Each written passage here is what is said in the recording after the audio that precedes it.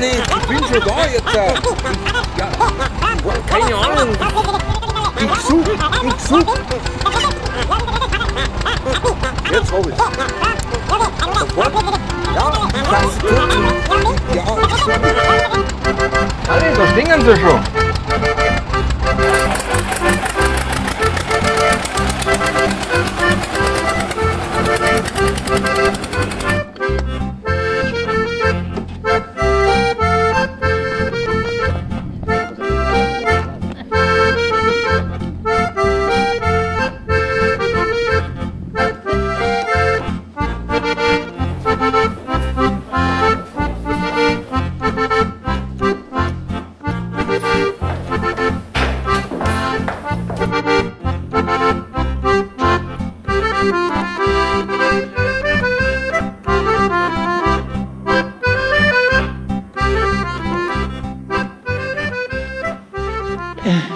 Das ist also praktisch unser Herzstück der Firma.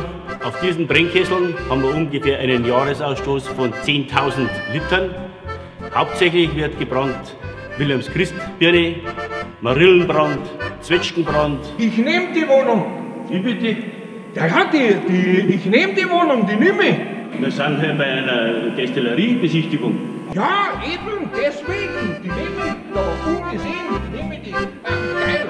Da war sie. Nehme ich.